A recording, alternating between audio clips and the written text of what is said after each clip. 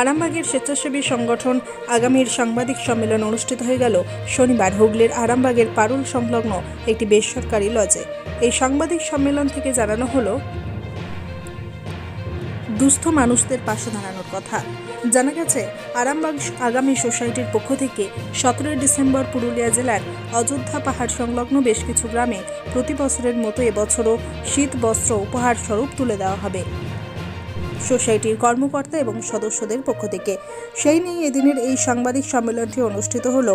সাংবাদিক সম্মেলনে উপস্থিত ছিলেন আগামী সোসাইটির চয়ন আহমেদ, মনোয়ার ইসমাইল, শুভেন্দু নন্দী, বিশিষ্ট আইনজীবী অরূপ রতন হাজরা, সৌরভ দে, শান্তিমোহন সরকার থেকে শুরু করে অন্যান্য সদস্যবৃন্দ। আগামী সোসাইটির এই উদ্যোগকে আরামবাগবাসী সাধুবাদ জানিয়েছেন। হুগলির আরামবাগ থেকে গৌরাঙ্গ বটবেলের রিপোর্ট, বাংলা এমজি নিউজ।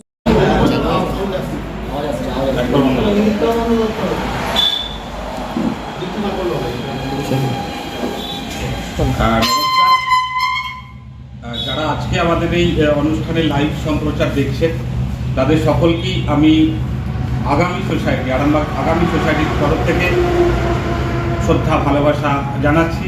আর কয়েকটা দিন পরেই আমরা নতুন বছরের পদার্পণ করব, ইংরেজি নতুন নববর্ষ। অগ্রিম শুভেচ্ছা জানাই।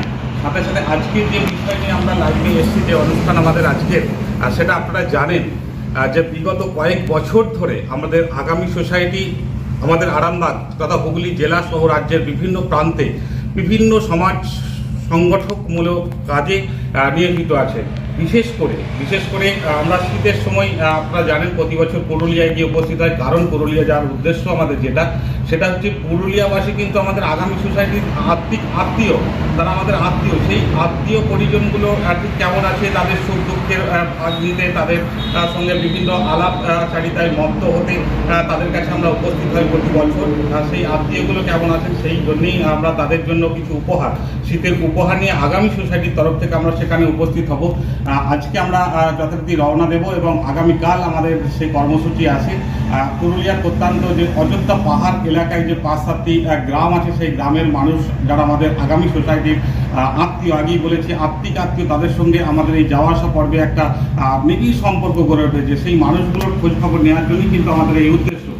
আজকে ডিটেলিং করবেন, আমাদের মধ্যে উপস্থিত আছেন আমাদের বিশিষ্ট আইনজীবী আরামবাগ মহকুমা কোর্টের অরূপ রতন হাজরা আছেন, আমার একদম বাদিকে আছেন আমার অগ্রজপতি, আমার দাদা, এলাকার বিশিষ্ট সমাজকর্মী শেখ মোহাম্মদ ইসমাইল, এবং আছেন সৌরভবাবু, আছেন সৌরভ দে, অর্থাৎ উনি হচ্ছেন ল ক্লার্ক অ্যাসোসিয়েশনের সেক্রেটারি, এবং নির্মাল্য ভট্টাচার্য আছেন বিশিষ্ট উদ্যোগপতি। এছাড়াও আজকে ডিটেলিং যারা করবেন তারা আমাদের আগামী সোসাইটির সভাপতি ভাই রুবেল ভাতৃপ্রতিম রুবেল আছে, এবং শুভেন্দু নন্দী, আর শুভেন্দু হচ্ছে সম্পাদক আমাদের আগামী সোসাইটির। এই বিষয়টা আমি প্রথমেই সম্পাদক এবং সভাপতিকে বলবো যে বিষয়টা একটু ডিটেলিং করে দেওয়ার পর আমাদের অতিথি যারা আছে তারা একটু বলবো। এখান থেকে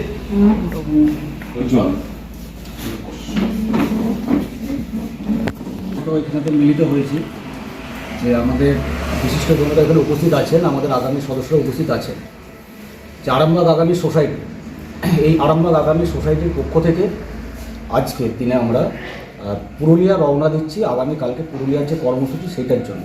এবার বলতে গেলে বিষয়টা একটুখানি বলে নেওয়া ভালো যে আমরা আরামবাগ আগামী সোসাইটির পক্ষ থেকে যে প্রোগ্রাম, এই পুরুলিয়ার কর্মসূচি, আমরা বিগত 4টে বছর ধরে আমরা এই কর্মসূচি করছি এবং এইটা 5 বছরে আমরা পদার্পণ করেছি।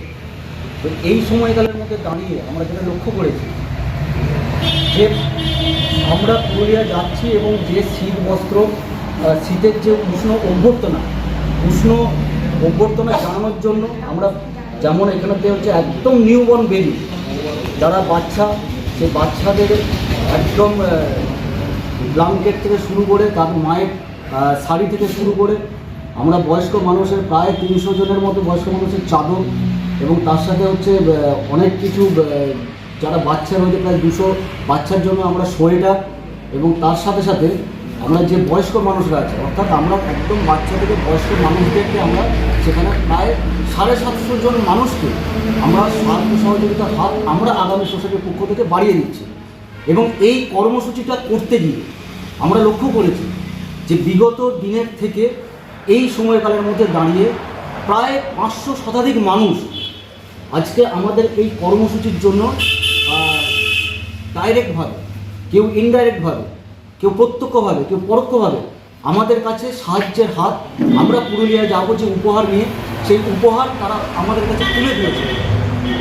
মূলত পুরুলিয়ার যে প্রান্তিক মানুষগুলো রয়েছে তাদের যে মুখে হাসি ফোটানোর জন্য অনেক কিছু প্রোগ্রাম থাকে। আমরা যেমন হচ্ছে এই শুধু পুরুলিয়ার প্রোগ্রামের মধ্যে আমরা থেমে থাকি না, আমরা সারা বছর ধরে বৃক্ষরোপণ করি। আমরা যেমন এই 2023 সালেতে এই আরামবাগ আগামী সোসাইটির উদ্যোগে প্রায় 6000 বৃক্ষ আমরা রোপণ করেছি আমাদের আরামবাগ মহকুমা জুড়ে। এবং তার সাথে সাথে আমাদের আরামবাগের লোকালের মধ্যে আমরা বিভিন্ন ইটভাটায় যে সমস্ত শ্রমিকরা কাজ করে, যে মিল আছে সেই মিলেতে যে শ্রমিকরা কাজ করে, সেই শ্রমিকদেরকেও হচ্ছে আমরা আমাদের লাগাতার কর্মসূচি তার মধ্যে যে উপহার আমরা প্রদান করার চেষ্টা করি। যে তামাটে খসখসে মুখগুলো রয়েছে সেই মুখগুলোর একটুখানি হাসি ফোটানোর জন্য আমরা আমাদের ক্ষুদ্র প্রচেষ্টা, আমাদের চিন্তাভাবনা, আমাদের লক্ষ্য, আমাদের বৃহৎ আকারের লক্ষ্য, আমাদের মনটা অনেক বড়, কিন্তু আমাদের যে প্রচেষ্টা সেটা হয়তো ক্ষুদ্র হতে পারে। অনেকে বলতে পারবেন, বলবেন যে আমরা কেন ঘটা করে এই সাংবাদিক সম্মেলন করে আমরা কেন পুরুলিয়া যাচ্ছি, বলতেই পারে। এটা যদি কেউ আত্মপ্রচার মনে করে, হ্যাঁ আমরা আত্মপ্রচার করছি, কারণ এই কারণেই করছি আমাদেরকে দেখে অনুপ্রাণিত হয়ে যদি আরও কোনো ব্যক্তিগতভাবে বা আরও কোনো সংগঠন তারা যদি এগিয়ে আসে এবং পুরুলিয়া সহ, বাঁকুড়া সহ, ঝাড়গ্রাম সহ যে প্রত্যন্ত গ্রামগুলো রয়েছে সেখানেতে আমরা আমাদের এই সারা বছরের লাগাতার কর্মসূচি আমরা করে যাই। আমি একটা ছোট্ট কথা বলে শেষ করব যে আমরা যে কর্মসূচি আমরা করছি এবং আপনারা যারা সাংবাদিকরা এখানে উপস্থিত আছেন, সাংবাদিক বন্ধুরা, তাদেরকেও আমরা বলবো, সাংবাদিক হাউসদেরকেও আমরা বলবো যে আপনারা প্রত্যক্ষভাবে একদম মাঠে গ্রাসরুটে নেমে আপনারা কাজ করেন। আপনাদের কাছে অনেক সোর্স থাকে, আপনারা যদি আমাদের সাথে যুক্ত হন বা আপনাদের মাধ্যমে আমাদের আরামবাগ আগামী সোসাইটির যে কর্মকাণ্ড সেটা প্রচার করবেন, এই আশা ভরসা রাখছি। ধন্যবাদ। আরামবাগ আগামী সোসাইটি যে উপহার নিয়ে পুরুলিয়া এই অনুষ্ঠানটা যেটা শুরু হয়েছে, এটা দেখে আমার খুবই ভালো লাগছে যে এরকম একটা মহৎ সাধু উদ্যোগ নিয়েছেন, দীর্ঘ বছর ধরে করে আসছেন। আমি হয়তো এর আগে এইভাবে জানতাম না পুরো বিষয়ে, আমি আজকে জানতে পারলাম, জেনে আমারও খুব ভালো লাগছে যে এরকম দুস্থ মানুষদের হাতে এই শীতের সময় তাদের কিছু জামা কাপড় তুলে দেওয়া, এটা সত্যিই ভালো লাগছে ভেবে। এবং আমি নিজে আজকে অঙ্গীকার করছি, আমি এই যে আগামী দিনে যাতে আরও ভালোভাবে এই কাজগুলো করতে পারে, তার জন্য আমি এদের সঙ্গে যুক্ত ওতপ্রোতভাবে থাকবো, এটা আমি অঙ্গীকার করছি। এবং আমার পরিচিত যে সমস্ত মানুষ আছে, সহৃদয় মানুষ, তাদেরকেও চেষ্টা করবো এই আগামীতে নিয়ে এসে এখানে কিছু বিনিয়োগ করা। আসসালামাইকুম এবং সকলকে নমস্কার। এই যে উদ্দেশ্য এদের আগামী বলে যে স্বপ্ন দেখেছে, স্বপ্নটাকে বাস্তবায়িত করার জন্য এই কয়েক বছর ধরে দেখছি আমার এই সব ভাইয়েরা আছে, আমার ছেলেও আছে, আরও অনেকে আছে। এই উদ্যোগ নিয়ে যে বেরিয়েছে মানুষ হয়ে মানুষের পাশে থাকা, যে মানুষ হয়ে আমরা এসেছি, এই যে আমরা জাতি ধর্ম নিয়ে আমরা যে চলছি তার মাঝখানে আমাদেরকে ভাবতে হবে আমি আমার এক পাশে আর এক ভাইয়ের পাশে থাকবো। পিছিয়ে পড়া এলাকা পুরুলিয়া, বাঁকুড়া, সেই জায়গায় বা এখানে যত রাইস মিল আছে, যারা দুস্থ আছে তাদের পাশে থাকে। এতে আমরা গর্বিত যে এরা করছে, এরা স্বপ্ন দেখেছে, স্বপ্নটাকে বাস্তবায়িত করছে। এটা আগামী দিন আরও করুক, মানুষের পাশে থাকুক, ঈশ্বর এদের সঙ্গে থাকবে, এটাই আমি আশা রাখি। আর আগামী দিন আরও যারা দেখছে এই নিউজ দেখবে আর করবে। আমি এটা বলতে যাচ্ছিলাম যে এই নিউজ করার একটাই উদ্দেশ্য, আরও মানুষ দেখুক, দেখে উৎসাহিত হোক, অনুপ্রাণিত হোক, হয়ে তারাও করুক কিছু কাজ। আমাকে সবসময় ভাবতে হবে আমি মানুষ হয়ে এসেছি, কিছু করতে হবে আমাকে। এই একটু আগে আমি আমার ভাই অর্বের সঙ্গে কথা বলছিলাম যে আমরা এসেছি প্রত্যেকে ফিরে যাবো, বাবার কথা খবর নিচ্ছিলাম, তো ফিরে যাওয়ার আগে কিছু কাজ করে যেতে হবে। এটাকে সবাইকে ভাবতে হবে কিছু করে আমি মরি, মরতে তো আমাকে হবেই, আমি এসেছি মরার জন্যে, জন্মেছি ফিরে যাওয়ার জন্য। এই বলে আমি আমার ক্ষুদ্র বক্তব্য শেষ করব।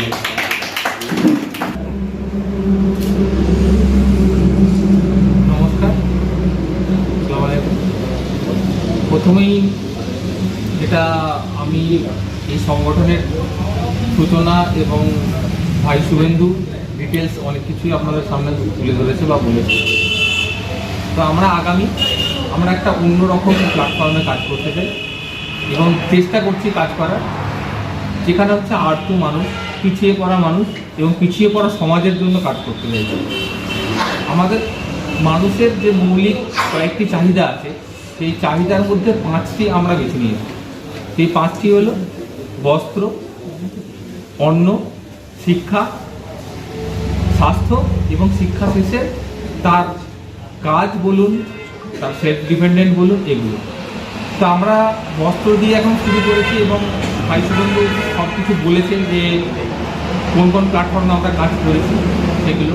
এরপরে আমরা স্বাস্থ্য নিয়ে যেটা চলছে কাজ করার ইচ্ছা আমাদের, এটা পুরুলিয়া এবং বাঁকুড়াকে নিয়ে, যেখানে পুরুলিয়া বাঁকুড়াকে আমার চয়েস করার মূল উদ্দেশ্য হচ্ছে এটাই যে পুরুলিয়া বাঁকুড়ার প্রত্যন্ত গ্রামগুলোতে আমাদের নগরতলি বা শহরতলির যারা মানুষজন, এই স্বেচ্ছাসেবী সংগঠনগুলো আছে, তারা এই ডিস্টেন্সের জন্য পৌঁছাতে পারে। তা আমরা ওখানে পৌঁছাতে চাইছি একটাই কারণ, যে এখানে টিবি পেশেন্ট, ক্যান্সার পেশেন্ট প্রচুর হারে বাড়তে শুরু করেছে এখন। তো এই বস্ত্র, এই আপনার খাদ্যের ব্যবস্থা, কর্মসংস্থানের ব্যবস্থা, এটাও আমাদের একটা প্রজেক্ট চলছে। এটা আপনাদেরকে আমরা ভবিষ্যতে কিছুদিনের মধ্যেই বলবো, এখন মিডিয়ার সামনে এটাকে আমরা বলতে চাইছি না। আর যেটা স্বাস্থ্যের ব্যাপারটা, যে আমরা প্রথমতই ক্যান্সার এবং টিবি পেশেন্টের ওপর স্ক্রিনিংয়ের কাজ করব। সেই স্ক্রিনিংয়ের কাজের জন্য আমাদের কাছে 5 জন অঙ্কোলজিস্ট আমাদের সোসাইটির সঙ্গে যুক্ত হয়েছেন। তারা আমাদেরকে কথা দিয়েছেন এবং এগ্রিমেন্টও আমাদের হয়ে গেছে যে ওনারা ওখানে যেয়ে মাসে 2 দিন ক্যাম্প করবে এবং তার স্ক্রিনিং করবে।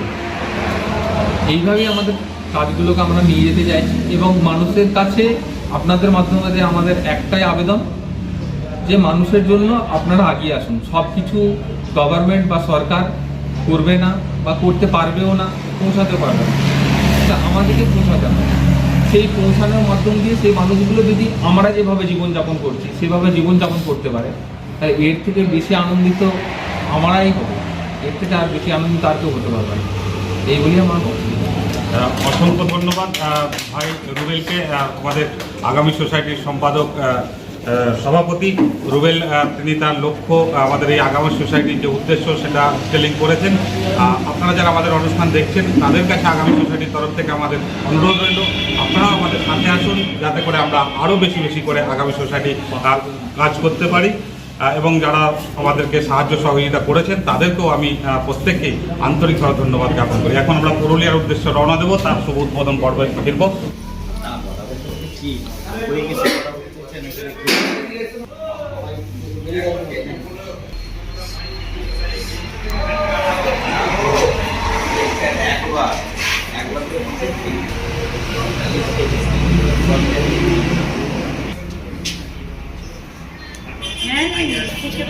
হ্যাঁ